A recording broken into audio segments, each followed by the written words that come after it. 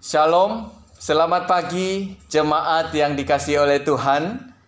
Kita mengucap syukur kepada Tuhan pada pagi hari ini. Oleh karena kemurahan-Nya, kita boleh bersama-sama untuk berbakti kepada-Nya.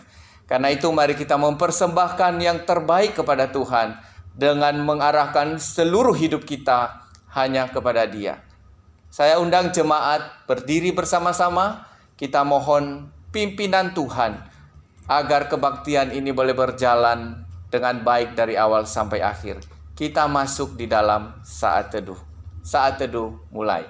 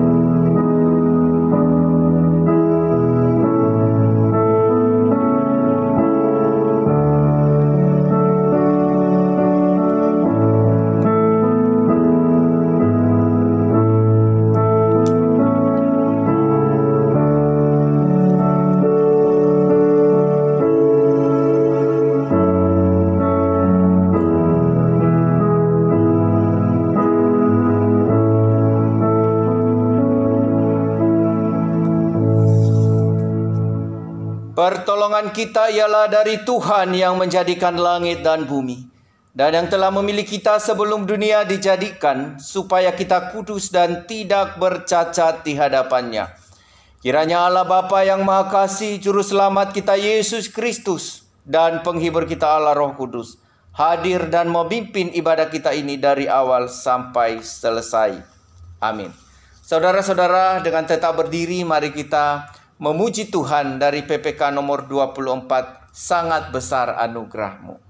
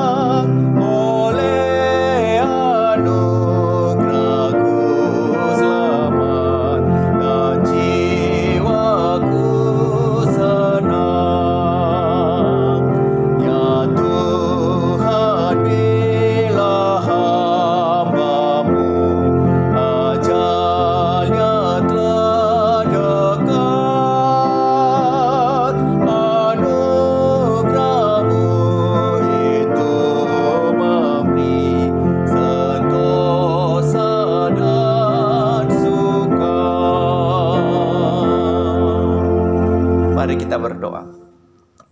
Ya Tuhan, terima kasih untuk segala anugerah yang telah Engkau curahkan bagi kami. Oleh anugerah-Mu kami boleh hidup. Oleh anugerah-Mu kami boleh bebas dari segala hukuman dosa. Terima kasih ya Tuhan. Dengan apakah kami membalas segala anugerah dan kebaikan Tuhan itu? Biarlah seluruh hidup kami boleh kami persembahkan untuk menjadi kemuliaan Tuhan. Berkati setiap jemaat yang mengikuti kebaktian pada pagi hari ini. Agar mereka sungguh-sungguh dipimpin dan ditopang oleh Tuhan. Agar setiap firman yang mereka dengar sungguh boleh membawa kebenaran, membawa perubahan yang akhirnya iman kami semua dapat bertumbuh di dalam Kristus. Terpuji namamu Bapa. Dalam nama Tuhan Yesus kami berdoa. Amin. Jemaat disilakan duduk kembali. Kita akan membaca ayat emas kita pada pagi hari ini yang terambil di dalam kitab Yehezkiel pasalnya yang ke-33 ayatnya yang ke-8 berbunyi demikian. Kalau aku berfirman kepada orang jahat, hai orang jahat, engkau pasti mati. Dan engkau tidak berkata apa-apa untuk memperingatkan orang jahat itu supaya bertobat dari hidupnya. Orang jahat itu akan mati dalam kesalahannya, tetapi aku akan menuntut pertanggungan jawab atas nyawanya daripadamu. Demikian untuk pembacaan firman Tuhan. Mari saudara-saudara, saya ajak kita sekali lagi berdiri. Kita akan mengikrarkan pengakuan iman rasuli di hadapan Tuhan. Pengakuan iman rasuli. Aku percaya kepada Allah, Bapa yang Maha Kuasa, Khalik langit dan bumi, dan kepada Yesus Kristus, anaknya yang tunggal Tuhan kita, yang dikandung daripada Roh Kudus, lahir dari anak darah Maria, yang menderita sengsara di bawah pemerintahan Pontius Pilatus, disalibkan, mati dan dikuburkan, turun ke dalam kerajaan maut. Pada hari yang ketiga, bangkit pula dari antara orang mati, naik ke sorga, duduk di sebelah kanan Allah, Bapa yang Maha Kuasa. Dan dari sana ia akan datang untuk menghakimi orang hidup dan yang mati. Aku percaya kepada Roh Kudus, gereja yang kudus dan persekutuan orang kudus, pengampunan dosa, kebangkitan daging, dan hidup yang kekal. Amin. Silakan duduk kembali. Kita akan masuk di dalam doa syafaat. Kita akan berdoa untuk beberapa pokok doa. Yang pertama, kita berdoa untuk gereja-gereja Tuhan agar semakin setia memberitakan kebenaran dan berani menegur dosa. Kalau bukan gereja, siapa lagi yang berani melakukan ini? Karena itu, kita perlu mendoakan agar setiap gereja sungguh dipakai Tuhan untuk menyatakan kebenaran dan menyatakan kesalahan dari setiap orang yang ingin melawan Tuhan. Kita juga berdoa untuk jemaat yang sakit atau dalam pemulihan. Kita terus doakan untuk saudara Lius, putra daripada Ibu Immanuel. Kita doakan juga untuk saudari Fang Fang, putri daripada Bapak Ibu Cipto. Dan juga setiap jemaat yang lain yang juga berada di dalam kondisi yang kurang sehat, kita doakan mereka. Yang ketiga, kita doakan untuk bangsa dan negara, agar Tuhan boleh pimpin bangsa ini menjadi bangsa yang takut akan Tuhan. Mari kita berdoa. Bapa di sorga, terima kasih. Kami mengucap syukur oleh pimpinan dan kemurahan-Mu bagi kami. Pada kesempatan ini Tuhan, kami berdoa untuk gereja-gereja-Mu dimanapun berada. Tuhan pimpin dan Tuhan pakai setiap gereja-Mu. Dan berilah ketaatan kepada gereja-gereja-Mu, agar mereka sungguh dapat melakukan apa yang menjadi tugas panggilan mereka, yaitu memberitakan kebenaran. Juga oleh kebenaran itu mereka boleh menyatakan kesalahan, sehingga semakin hari banyak orang yang hidup benar, hidup kudus dan hidup suci di hadapan Tuhan. Terima kasih Bapa, berkati setiap hamba-hamba Tuhan yang melayani, agar mereka juga sungguh-sungguh boleh menjadi teladan di dalam menghidupi kebenaran, sehingga gereja-Mu sungguh dapat menyatakan kemuliaan Allah dimanapun berada. Kami berdoa untuk setiap jemaat yang sakit atau dalam pemulihan. Kami doakan untuk saudara Lius, putra daripada Ibu Immanuel. Kiranya Tuhan pulihkan dengan kemurahan-Mu jari yang sudah disambung kembali akibat putus karena kecelakaan. Kiranya Tuhan sendiri yang akan menolong, Tuhan yang memulihkan, sehingga jaringan-jaringan yang dapat berfungsi untuk menghantarkan aliran-aliran darah, sehingga jari ini kembali dipulihkan sempurna. Kami mohon Tuhan pimpin dan Tuhan pulihkan dengan kasih dan kemurahan-Mu. Kami juga berdoa Tuhan untuk saudari kami Fang Fang, putri daripada Bapak Ibu Cipto. Tuhan terus pulihkan dengan kemurahan-Mu, sehingga saudari Fang ini boleh sembuh oleh kemurahan Tuhan. Dan bila ada jemaat-jemaat yang lain yang juga mengalami kelemahan tubuh, kami berdoa agar Tuhan boleh memulihkan mereka. Demikian kami berdoa ya Tuhan, untuk bangsa dan negara kami. Kiranya Tuhan pimpin bangsa ini, pulihkan bangsa ini, dan Engkau sendiri yang akan menguasai seluruh tatanan kehidupan di tengah-tengah bangsa ini. Khususnya para pemimpin kami yang oleh kemurahan Tuhan telah terpilih untuk menjadi kepala atau pemimpin daripada negara ini. Kiranya Tuhan sendiri yang akan memberi hikmat di dalam mengatur dan mengarahkan bangsa ini, sehingga bangsa ini boleh menjadi bangsa yang takut akan Tuhan. Terpuji nama-Mu Bapa, di dalam nama Tuhan Yesus kami berdoa. Amin. Saudara-saudara yang dikasihi oleh Tuhan, hari-hari ini ada banyak kesulitan yang kita alami. Mungkin ada banyak orang yang sudah putus asa karena hari-hari yang begitu sulit. Tetapi saudaraku yang dikasihi oleh Tuhan, sebagai anak-anak Tuhan, kita hidup bukan karena hari, tetapi kita hidup karena anugerah Tuhan. Kita hidup untuk bebas dari segala perbuatan yang berdosa. Karena itu, mari kita sungguh-sungguh mengandalkan Tuhan, agar saat kita mengalami kesulitan, jangan sampai kita melakukan hal-hal yang berdosa di hadapan Tuhan. Mari kita akan mempersiapkan hati kita untuk mendengarkan firman Tuhan. Kita menyanyikan pujian, Arti Hidupku.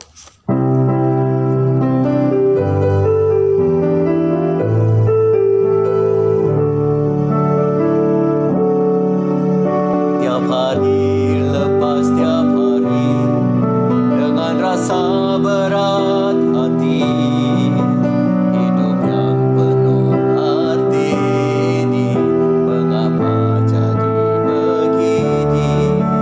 Marilah tetap berdiri, menghadapi hidup ini.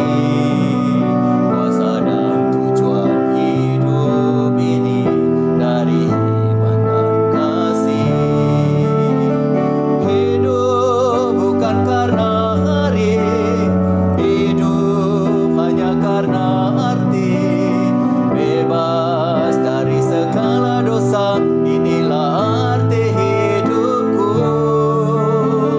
Hidup bukan karena hari, hidup hanya karena arti. Bebas dari segala dosa, inilah arti hidupku.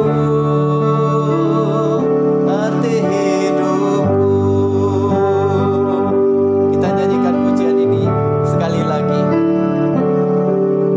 Tiap hari lepas tiap hari, dengan rasa berat hati, hidup yang penuh arti ini, mengapa jadi begini?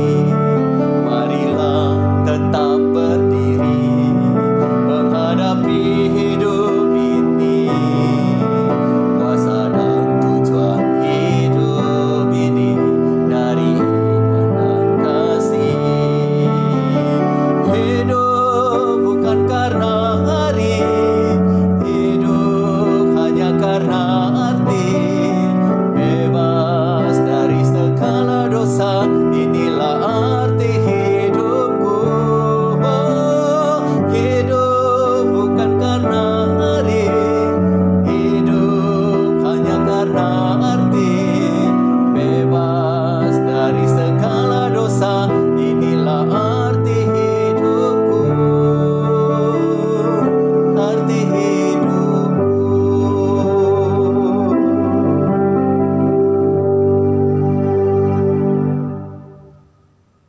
Shalom, selamat pagi jemaat yang dikasihi oleh Tuhan. Kita mengucap syukur pada pagi hari ini kita memiliki kesempatan oleh anugerah Tuhan untuk mendengarkan firman Tuhan. Namun sebelum kita mendengarkan firman Tuhan, saya ajak kita untuk berdoa bersama-sama. Mari kita berdoa. Bapa di sorga, terima kasih untuk segala kebaikan dan anugerah-Mu bagi kami. Engkau telah menuntun kami dan menghantarkan kami hingga sampai pada hari ini. Bersama-sama dengan jemaat-Mu boleh berbakti di hadapan Tuhan. Karena itu Tuhan tolong, Tuhan topang kami untuk kami dapat fokus pada firman Allah, sehingga kami dapat memperoleh berkat dari firman Tuhan, dan kami dikuatkan, dihiburkan untuk melewati perjalanan iman kami bersama dengan Kristus. Terima kasih Bapa. Kami serahkan jam pemberitaan firman Tuhan ini di dalam satu nama Tuhan kami, Yesus Kristus. Amin. Jemaat yang dikasihi oleh Tuhan, pada pagi hari ini kita akan merenungkan firman Tuhan dengan satu tema, gereja yang berani menyatakan kesalahan. Nah, saudara-saudara, kita akan membaca firman Tuhan di dalam kitab Yehezkiel pasal 33 ayat yang ke-7 sampai 11. Demikian bunyi firman Tuhan. Dan engkau anak manusia, aku menetapkan engkau menjadi penjaga bagi kaum Israel. Bila mana engkau mendengar sesuatu firman daripadaku, peringatkanlah mereka demi namaku. Kalau aku berfirman kepada orang jahat, hai orang jahat, engkau pasti mati. Dan engkau tidak berkata apa-apa untuk memperingatkan orang jahat itu supaya bertobat dari hidupnya. Orang jahat itu akan mati dalam kesalahannya. Tetapi aku akan menuntut pertanggungan jawab atas nyawanya daripadamu. Tetapi jikalau engkau memperingatkan orang jahat itu supaya ia bertobat dari hidupnya, tetapi ia tidak mau bertobat, ia akan mati dalam kesalahannya, tetapi engkau telah menyelamatkan nyawamu. Dan engkau anak manusia, katakanlah kepada kaum Israel, kamu berkata begini, pelanggaran kami dan dosa kami sudah tertanggung atas kami, dan karena itu kami hancur. Bagaimanakah kami dapat tetap hidup? Katakanlah kepada mereka, demi aku yang hidup, demikianlah firman Tuhan Allah, aku tidak berkenan kepada kematian orang fasik, melainkan aku berkenan kepada pertobatan orang fasik itu dari kelakuannya supaya ia hidup. Bertobatlah, bertobatlah dari hidupmu yang jahat itu. Mengapakah kamu akan mati, hai kaum Israel? Nah, saudaraku yang dikasihi oleh Tuhan,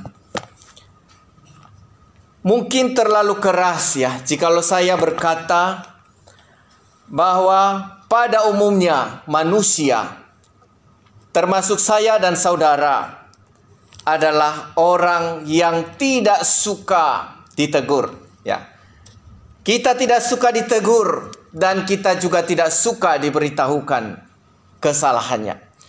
Nah, saudara-saudara, kenapa saya katakan demikian? Karena sejak manusia jatuh ke dalam dosa, maka manusia lebih suka membenarkan diri sendiri. Pusat hidup manusia berubah, bukan lagi berpusat kepada Tuhan, tetapi berpusat kepada diri sendiri. Nah, karena itu saudara-saudara yang dikasihi oleh Tuhan, banyak manusia tidak lagi suka yang baik, tidak lagi suka yang benar, tetapi mereka lebih suka kebaikan berdasarkan standar hidup mereka sendiri. Nah, saudaraku yang dikasihi oleh Tuhan, ini tentu bukan berita baik, ya. Ini adalah berita buruk bagi kita.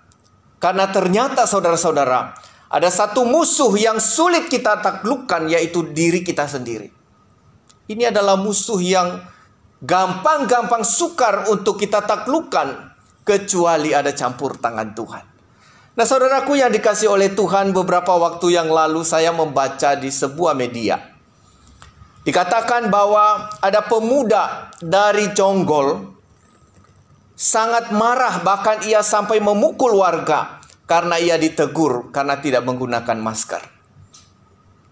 Berita yang berikut, saudara-saudara, dikatakan bahwa seorang bapak tega menusuk seorang anggota TNI karena ditegur saat naik motor secara ugal-ugalan.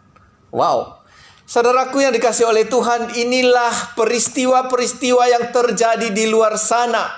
Dan saya katakan bahwa ini akibat daripada dosa.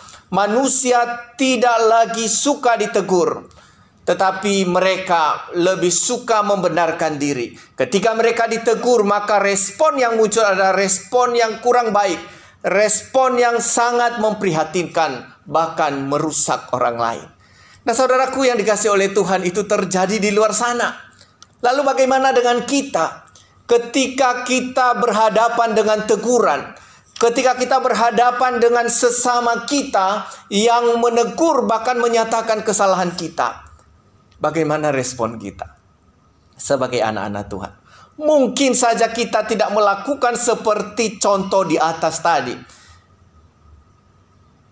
Tetapi saudara-saudara, seringkali yang terjadi adalah kita tidak marah di depannya.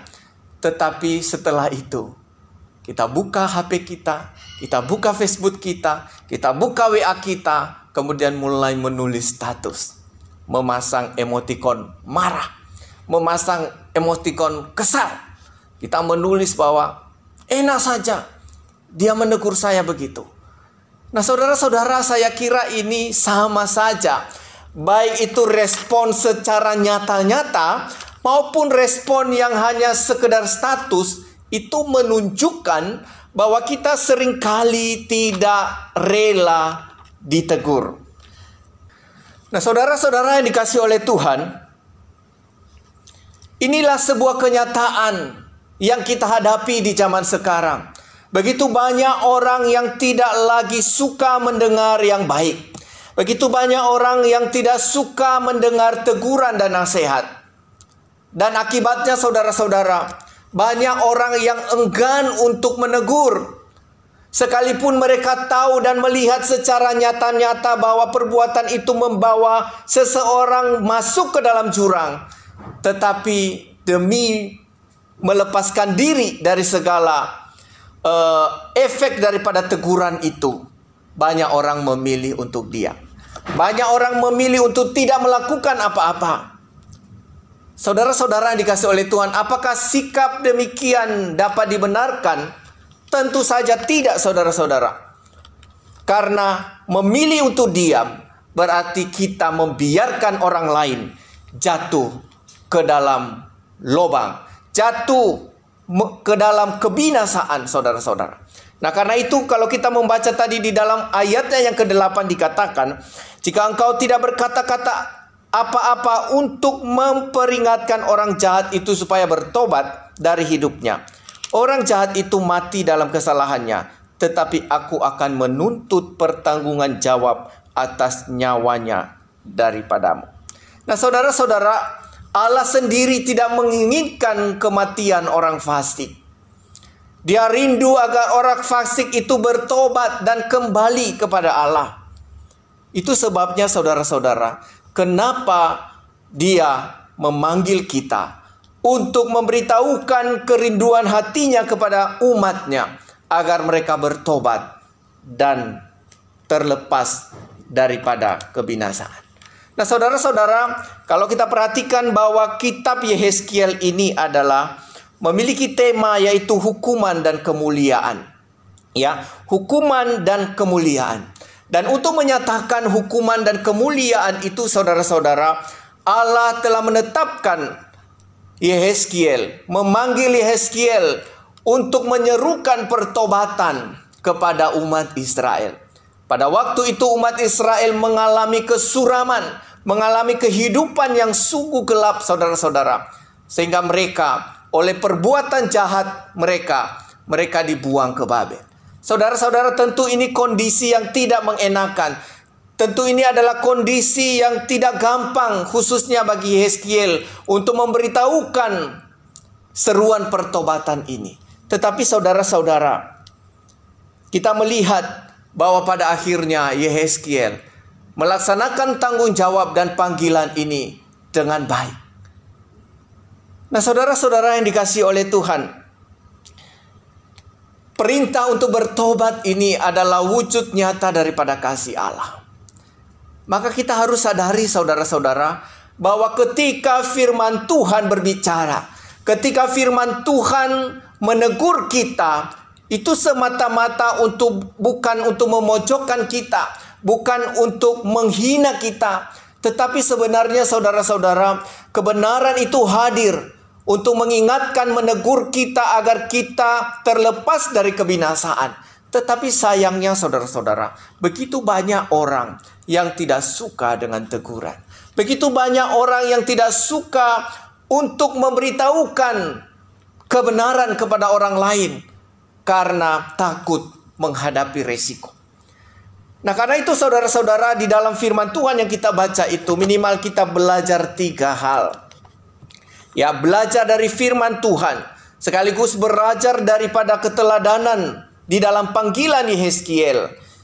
Yang pertama, saudara-saudara, adalah gereja dipanggil untuk menyerukan pertobatan. Ya.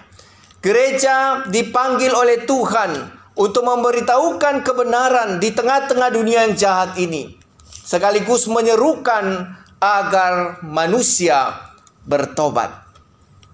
Saudara-saudara yang dikasihi oleh Tuhan, Yehezkiel telah dipanggil oleh Tuhan untuk menyerukan pertobatan kepada umat Israel yang sedang hidup di dalam kesuraman dan kegelapan. Maka kita hari ini tentunya melaksanakan tugas yang sama, yaitu menyerukan pertobatan, memberitahukan apa yang salah dari orang-orang yang telah melawan Tuhan. Ini tidak tertutup kemungkinan di antara jemaat. Di antara jemaat mungkin ada banyak yang masih hidup di dalam dosa, yang masih menolak kebenaran, atau hanya mau mendengar kebenaran tetapi tidak mau melakukan. Ini juga sama saja dengan menghina Tuhan dan mengabaikan Tuhan. Nah, karena itu saudara-saudara, gereja dipanggil untuk memberitahukan kebenaran ini, sehingga setiap kita yang mendengarkan kebenaran ini boleh sadar akan dosanya dan bertobat di hadapan Tuhan. Nah, saudara-saudara yang dikasihi oleh Tuhan, standar daripada seruan pertobatan ini adalah firman Allah tentunya. Maka di mana saja gereja berada, saudara-saudara, harus memperkatakan firman, harus memberitakan firman. Kalau tidak, maka standar apa yang akan dipakai untuk menegur dosa? Standar apa yang akan dipakai untuk menumbuh kembangkan semangat dan iman jemaat untuk melayani Tuhan dengan sungguh-sungguh? Nah, saudara-saudara yang dikasihi oleh Tuhan, kita harus sadari bahwa dosa telah membuat manusia menyeleweng daripada Tuhan. Dosa telah menghancurkan kehidupan manusia, termasuk mengubah arah daripada kehidupan manusia itu tidak lagi berpusat kepada Allah, tetapi berpusat kepada diri sendiri. Nah, karena itu saudara-saudara, ketika gereja ditempatkan oleh Tuhan di tengah-tengah dunia ini, dan minggu lalu kita sudah belajar bahwa gereja itu adalah saya dan saudara, bukan hanya sekedar gedung ini yang terlihat, tetapi saya dan saudara adalah gereja Tuhan. Tuhan menempatkan saya dan saudara di tengah-tengah dunia ini. Untuk apa? Untuk berdiri, memberitahukan kebenaran kepada mereka yang haus akan kebenaran. Sehingga mereka mengalami pertobatan, mengalami perubahan hidup, dan mereka boleh mencintai Tuhan. Nah, saudara-saudara, tentu di dalam melaksanakan amanat ini, tentu di dalam melaksanakan tugas ini bukanlah hal yang gampang. Kita melihat kehidupan daripada Yehezkiel. Dia menghadapi tantangan besar bagaimana dia harus menyerukan pertobatan kepada orang Israel yang tegar tengkuk. Orang Israel yang telah memilih jalannya sendiri. Ini bukan hal yang gampang. Tetapi saudara-saudara yang dikasihi oleh Tuhan, bagaimanapun kita sebagai gereja Tuhan yang telah dipanggil untuk menyerukan pertobatan ini, kita harus melaksanakan tugas ini. Tentu ini bukan hanya sekedar mengajar dengan kata-kata. Tentu ini tidak hanya sekedar memberitahukan dengan kata-kata saja, tetapi harus disertai dengan keteladanan hidup. Harus disertai dengan wujud nyata daripada iman kita kepada Kristus, sehingga ada kecocokan ya antara perkataan kita dan perbuatan kita, dan orang lain melihat itu, Tuhan akan dimuliakan. Nah, saudara-saudara, saya dan saudara mungkin sebelum membangun sebuah rumah tangga berpikir bahwa menjadi orang tua itu sangat gampang, ya. Atau sebelum kita menjadi seorang guru atau pemimpin, kita berkata bahwa wah, menjadi guru dan menjadi pemimpin itu gampang. Paling tinggal bicara ini dan itu. Paling tinggal perintah ini dan itu. Paling tinggal mengajarkan ini dan itu. Nah, saudara-saudara yang dikasihi oleh Tuhan, Menjadi orang tua, menjadi guru, dan menjadi pemimpin tidak segampang itu.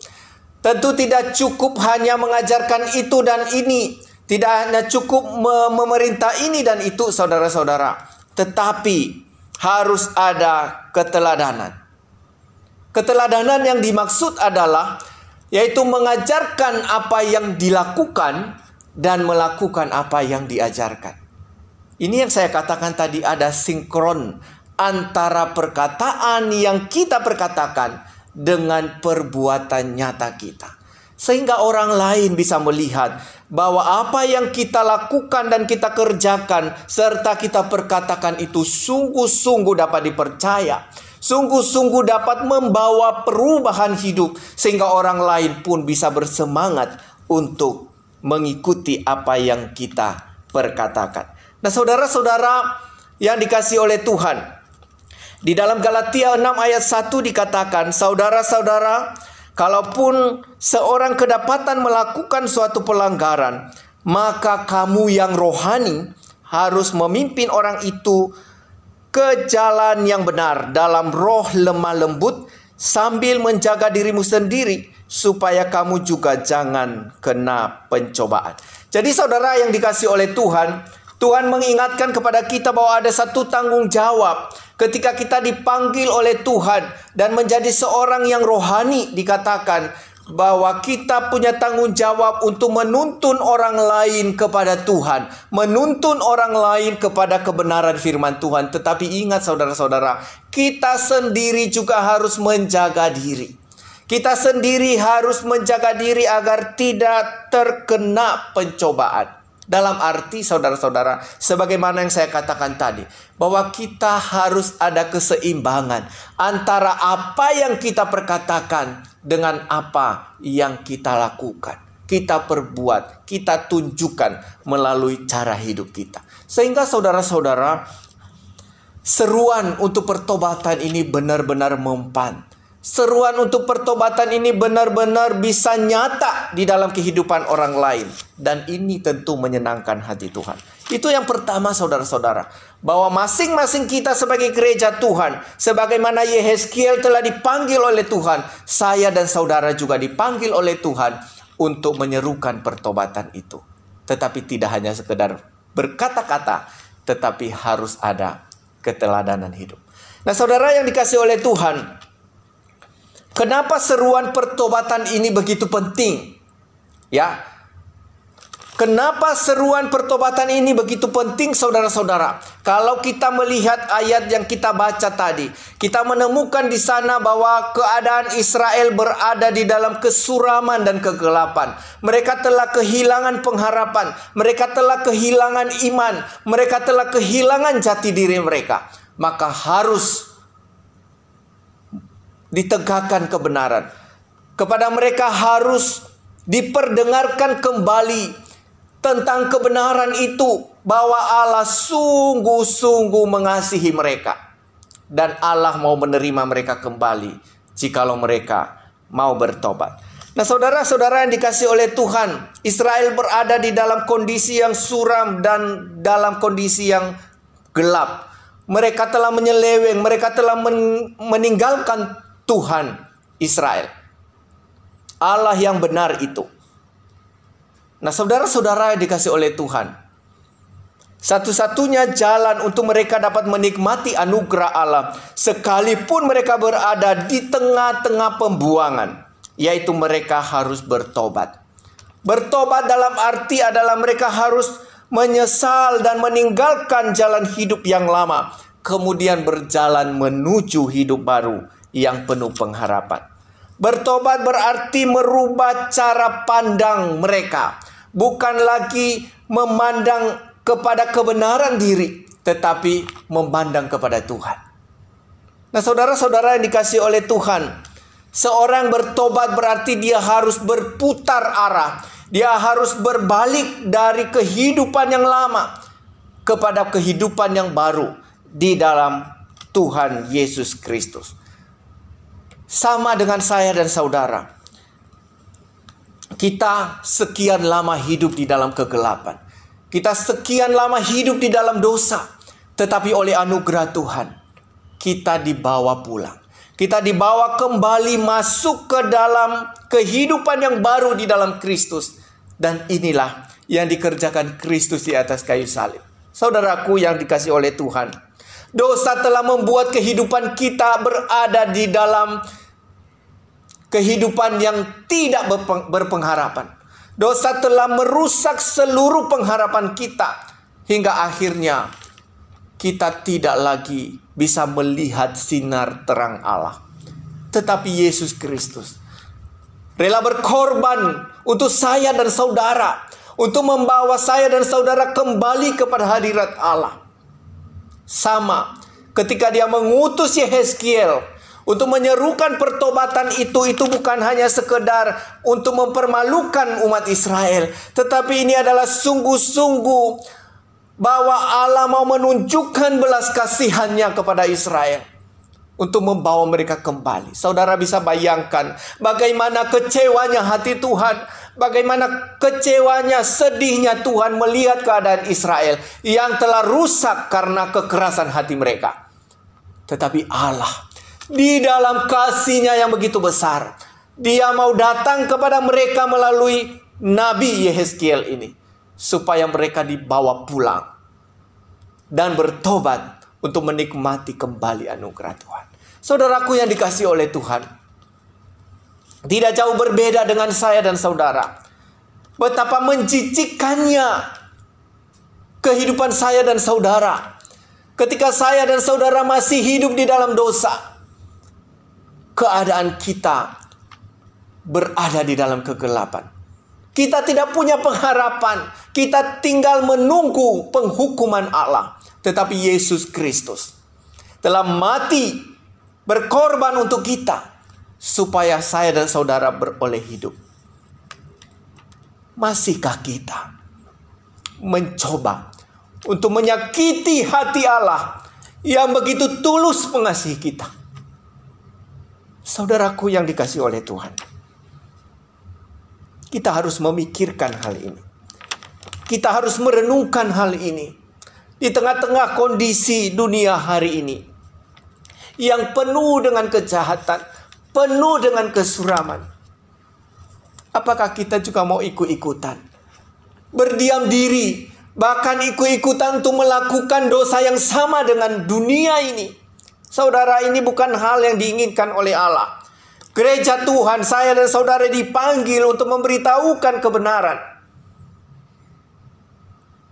Karena itu saudara-saudara, engkau dan saya harus berdiri tegak di bawah dasar iman yang kokoh, yaitu Yesus Kristus.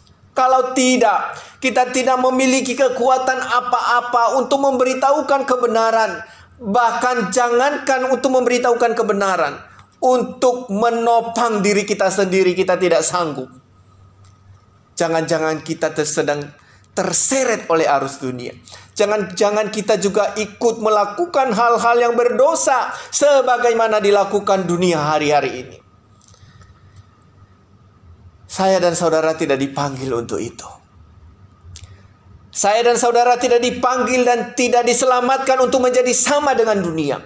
Justru Allah membawa kita kembali kepadanya, supaya kita memiliki pola pikir yang berbeda dengan dunia, cara hidup yang berbeda dengan dunia. Karena itu Tuhan mau menyelamatkan saya dan saudara. Karena itu saudara-saudara, mari kita melihat di sekitar kita.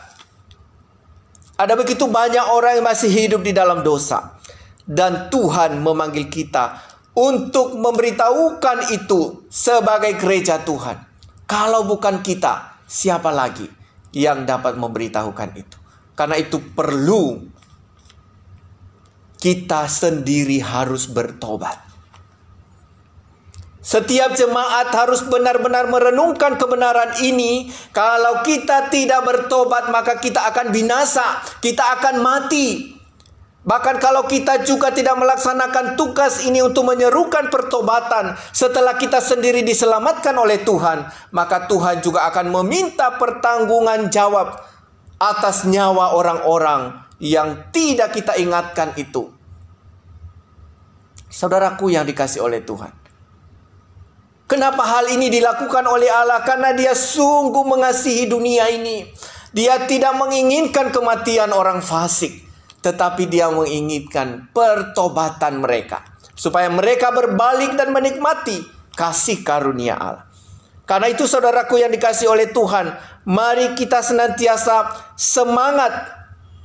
Sekalipun kita harus menghadapi tantangan demi tantangan. Saudara, mengingatkan orang lain, menegur orang lain tidak gampang.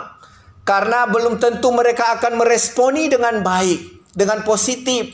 Kebanyakan meresponi dengan sinis, kebanyakan meresponi dengan kebencian. Tetapi sebagai anak-anak Allah, sebagai gereja Tuhan, dipanggil untuk tetap memberitahukan kebenaran itu, sekalipun dunia menolak kita. Apa yang kita bisa lakukan di tengah-tengah penolakan? Jika kita mengalami hal itu, saudara-saudara, maka mari kita tetap semangat.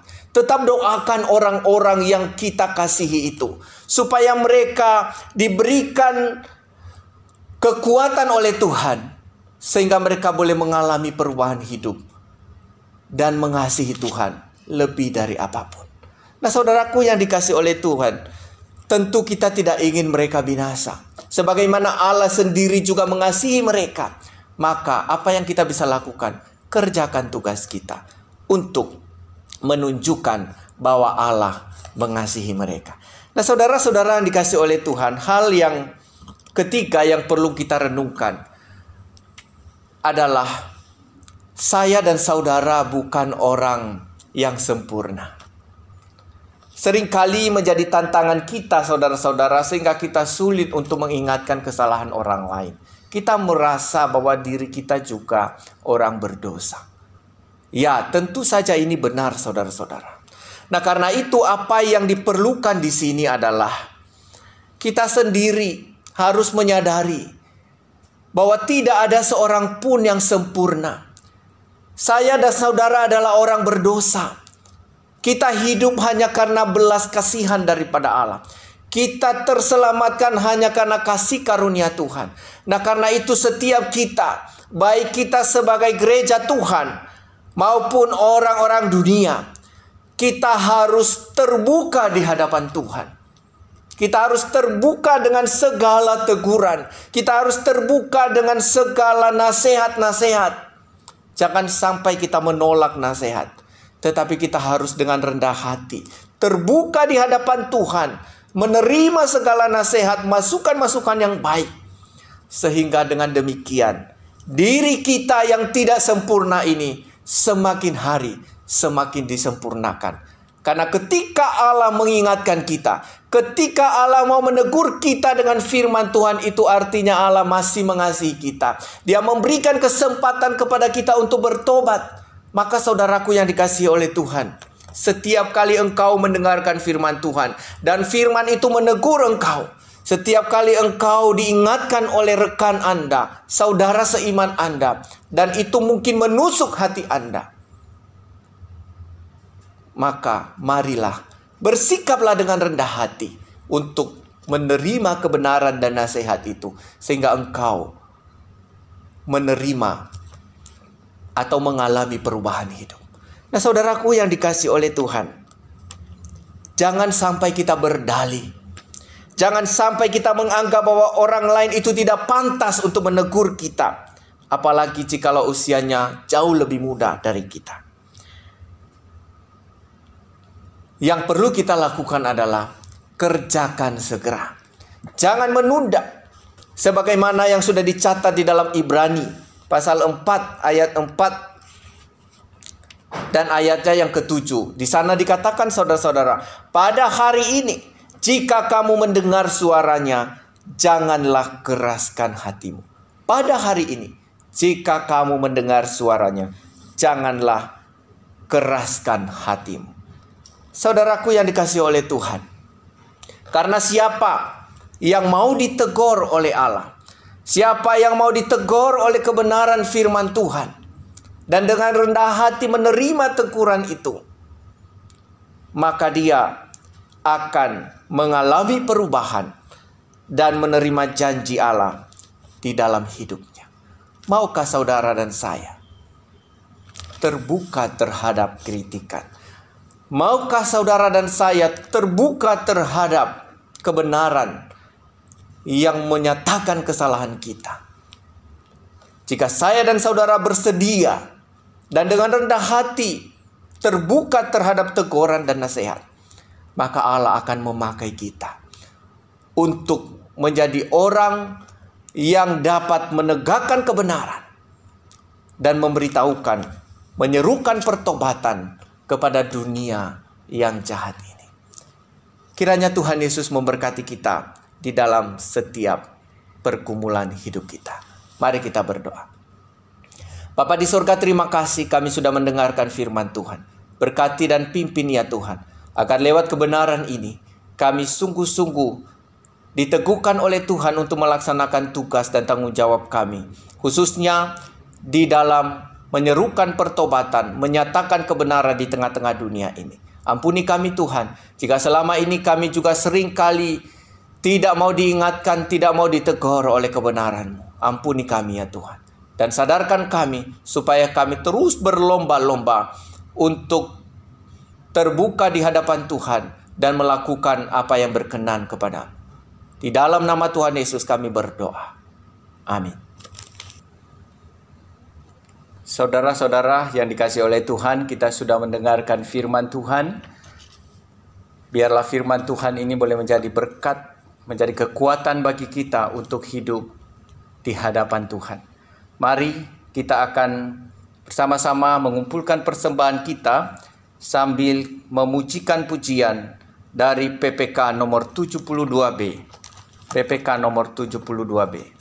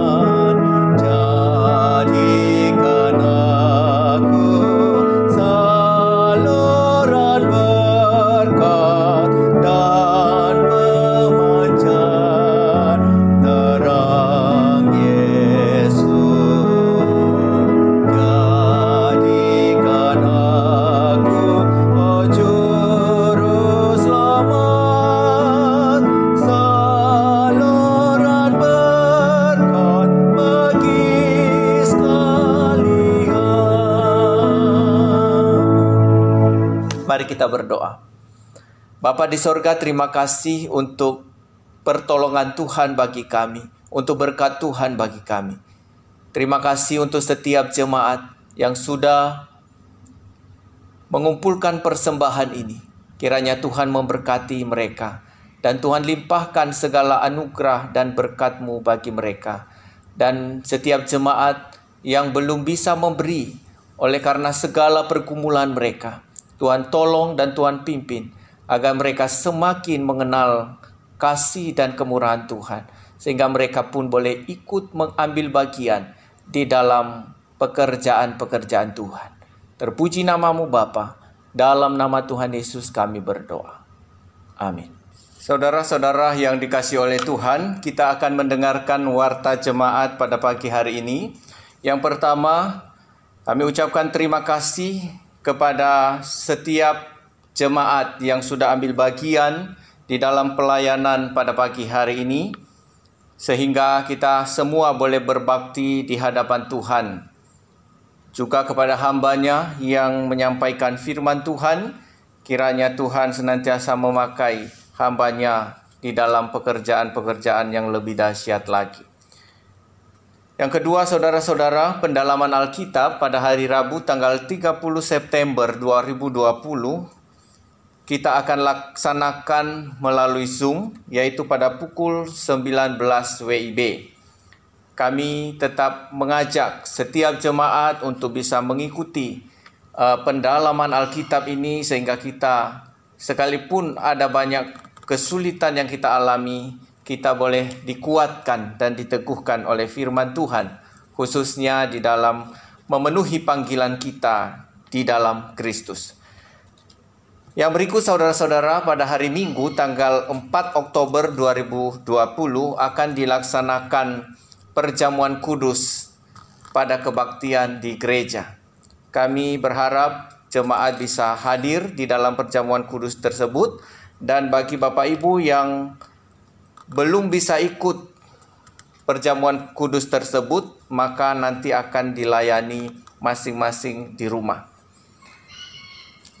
Yang berikut, saudara-saudara, jadwal pelayanan khususnya pada bulan Oktober sudah dibagikan melalui grup WA. Bapak Ibu bisa melihat dan meneliti jikalau ada di antara saudara-saudari sekalian yang sudah dijadwal namun berhalangan pada tanggal tersebut, mohon memberitahukan kepada saya untuk dicarikan pengganti.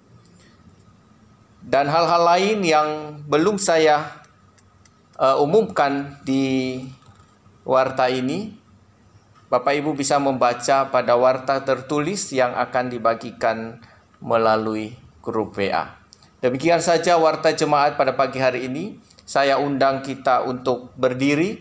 Kita akan mengakhiri kebaktian ini dengan menaikkan doksologi.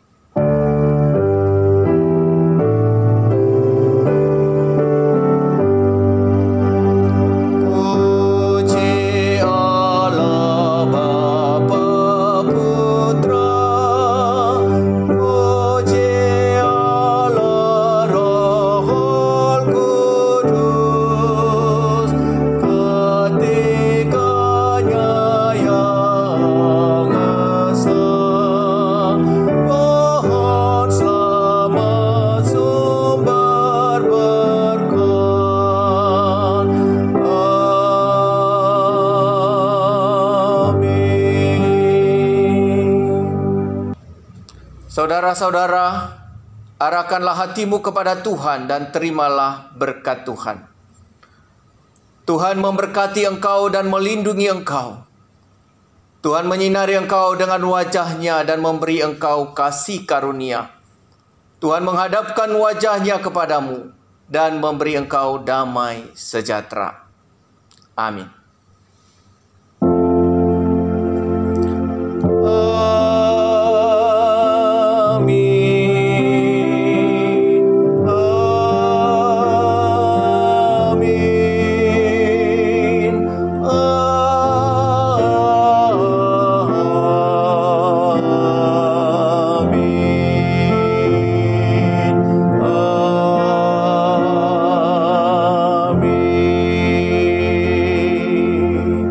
Jemaat disilakan duduk, silakan berdoa teduh. Kebaktian kita selesai. Selamat hari Minggu, Tuhan Yesus memberkati kita semua.